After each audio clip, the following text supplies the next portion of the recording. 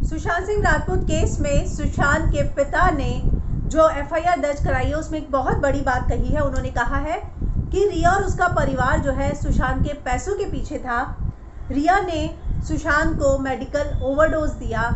Depression की जो बात है उसको लेकर उन्होंने सवाल उठाए हैं कि साल 2019 तक अगर मेरा बेटा ठीक था तो रिया के संपर्क में आने के बाद उसको मानसिक तनाव या डिप्रेशन कैसे हुआ, इस बात का मुझे जवाब चाहिए।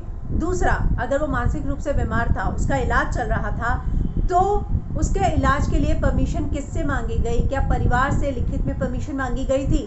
क्योंकि अगर कोई मानसिक तौर पर बीमार है तो उसके इलाज के लिए परिवार की परमिशन चाहिए, जो हमसे कभी नहीं मांगी गई।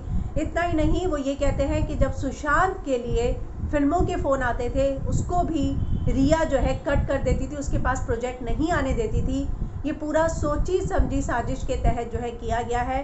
रिया का परिवार इसमें इन्वॉल्व था। रिया ने वेल्थ के लिए किया, सुशांत की कंपनियों में अपने भाई को शामिल करवाया। ये सारी चीज़ों का जो है खुलासा हुआ है। हालांकि मुंबई पुलिस की तरफ से इस तरह की खबरें आ रही हैं। उन्होंने कहा है कि सुशांत के परिवार से हम लगातार टच में थे।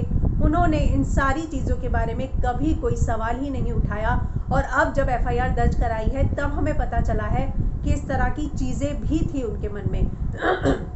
तो ये एक बहुत बड़ा डेवलपमेंट है। उनके पिता ने साफ साफ कहा है कि रिया इन सब चीज़ों के लिए जिम्मेदार है। घर क्यों बदलवाया था?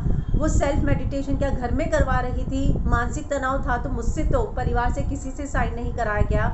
2019 तक मेरे बेटे को ऐसा कुछ भी नहीं था, तो उसके बाद रिया से संपर्क में आने के बाद ये सब क्यों हुआ? तो ये सारे रेलेवेंट सवाल जो है उनके पिता ने एफआईआर की कॉपी में उठाए हैं।